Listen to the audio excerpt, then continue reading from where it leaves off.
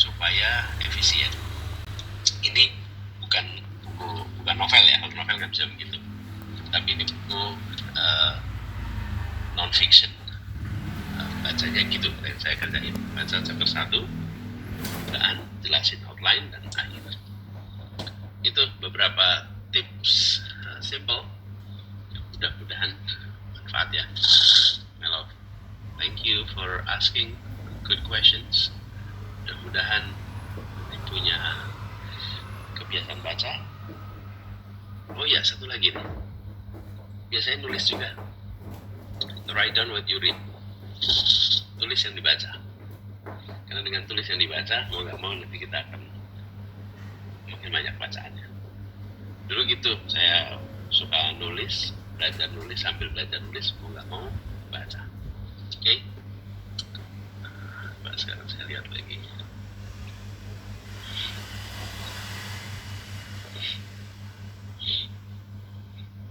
Kapan ke Tegal, Bah? Insya Allah nanti ke Tegal. Ada lagi dari Za. Bah, tips untuk fresh graduate.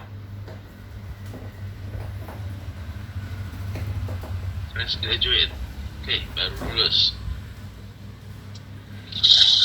Nikmati, syukuri, alhamdulillah udah selesai nih kuliahnya. Tapi jangan merasa selesai belajarnya ya. Kuliahnya selesai, dan belajar jangan selesai. You may finish your school, but you don't finish your education. Boleh aja selesai sekolahnya, tapi jangan pernah berhenti dalam pendidikan. Jadi biasanya kecenderungannya untuk mencari pekerjaan. Nah, ini fase transisi yang sering menantang.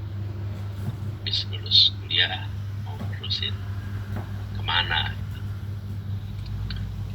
Saya sih punya kecenderungan untuk cari pengalaman dulu.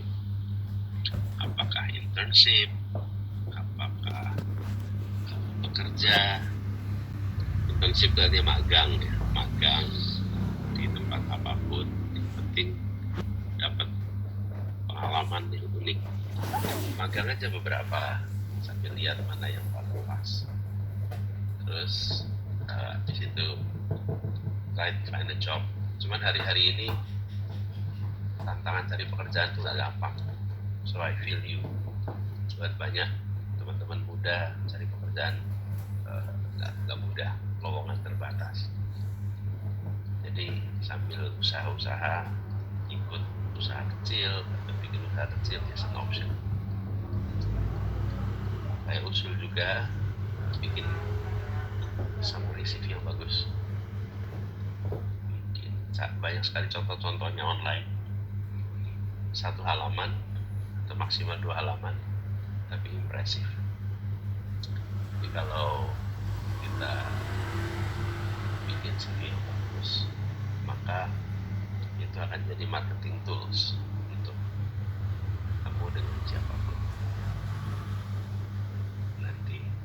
Supaya dia buat yang baru lulus, itu salah satu fase yang paling menantang. Tapi kalau udah itu dilewatin, insyaallah kedepannya lebih mudah.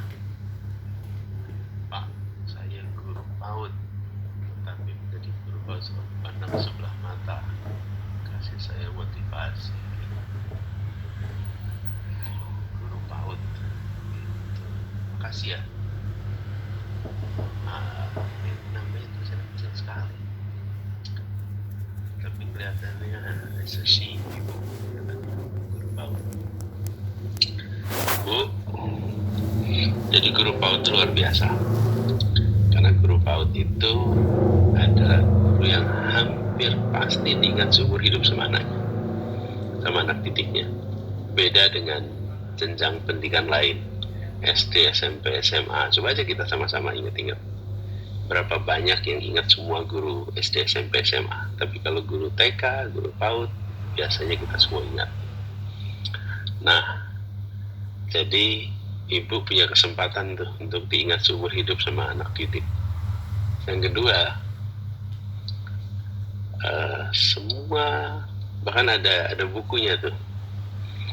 Bukunya judulnya kira-kira gini, Everything You Need to Know in Life, You Learn It in Kindergarten.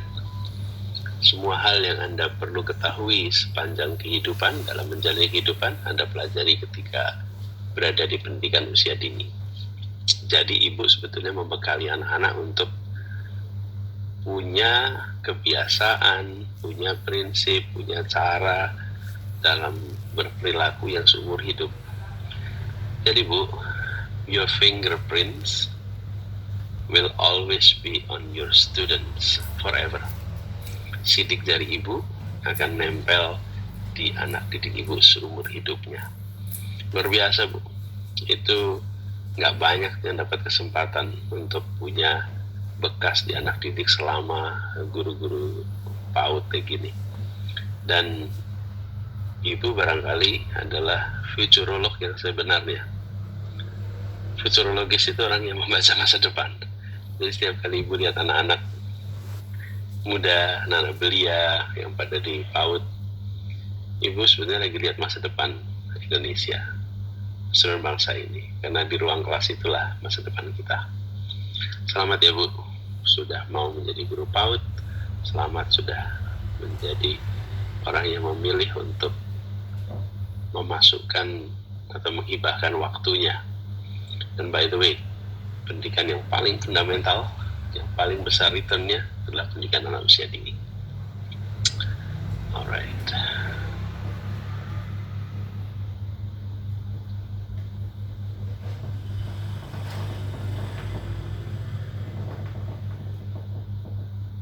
Sudah hadir, yuk salam buat semua. Kapan ke Pekanbaru lagi? Insya Allah nanti.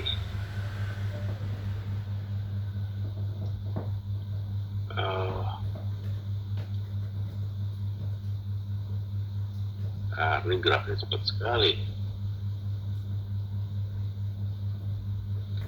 Abah, tips bangkit dari kegagalan, meraih mimpi dong Abah. Oke.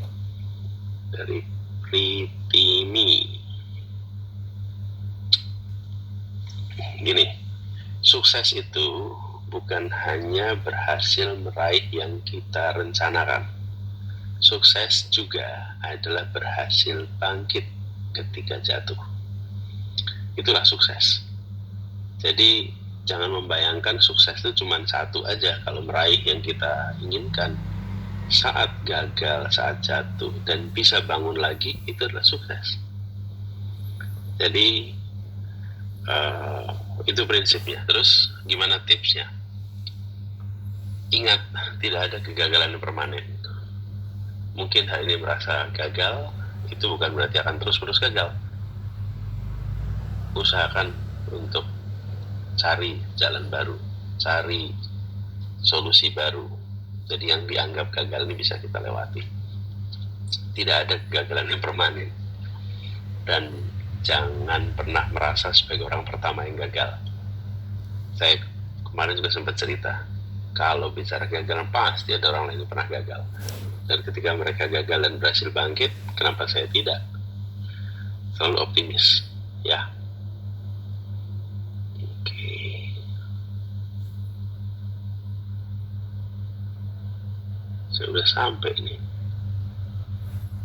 Kapan ke Medan lagi? Insya Allah nanti saya Medan lagi. Abah, skripsi berat banget. Kenapa skripsi berat? Skripsi itu pekerjaan yang kita kerjakan sendiri. Jadi nggak harus membebani. Dan fokus saja pada outline yang sudah disiapkan. Terus ini prinsip nih, kalau bikin skripsi yang bagus adalah skripsi yang selesai. Pegang itu prinsipnya, selesaikan skripsinya, maka jadi skripsi yang bagus. A good thesis is a done thesis. Skripsi yang bagus adalah skripsi yang selesai. Abah spill kacamatanya beli di mana? Mau samaan? Beli di mana ya? Ini udah lama saya pakai, nggak ganti-ganti kacamatanya. Kacanya aja kalau perlu ganti. Tempatnya di, saya lupa di mana tuh namanya. Melawai. Melawai. Mana itu Aldiron ya di sana. Salah satu tempat di situ. Saya lupa. Kenapa mereknya udah hilang kelihatannya. Udah bertahun-tahun dipakai.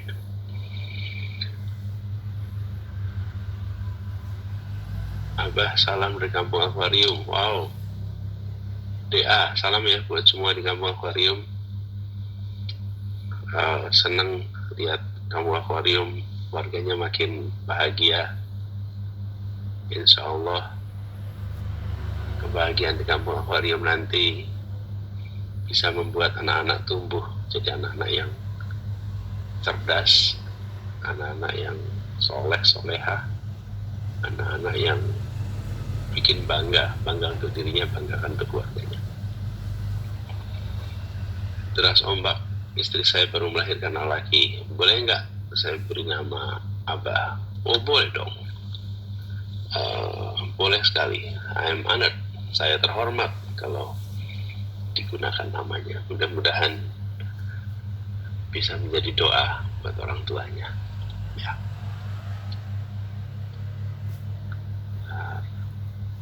Salam dari keluarga besar, salam balik ya buat seluruh keluarga besar. Bahas gimana tips menghadapi malas-malasan.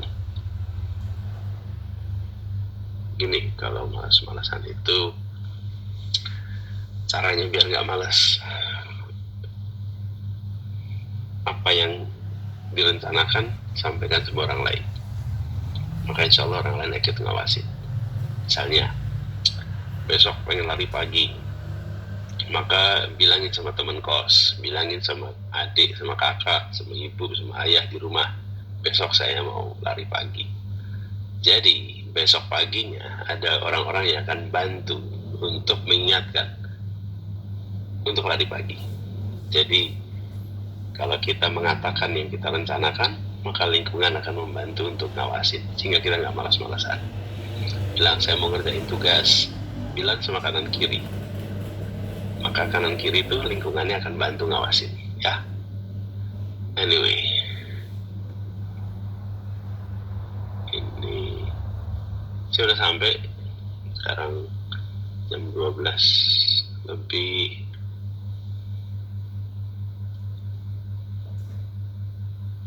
Saya udah mau turun, nanti kita lanjut lagi ya, insya Allah. Belum tahu kapan, tapi begitu ada waktu longgar kita ngobrol lagi. Makasih buat semuanya yang udah gabung malam ini. Salam buat semua, selamat menikmati tahun baru. Buat yang masih liburan, enjoy the break. Buat besok yang udah mulai kerja, siap-siap untuk jadi hari yang lebih produktif dari hari sebelumnya. Produktif, membahagiakan, membanggakan. Oke, selamat malam buat semua. Terima kasih. Assalamualaikum.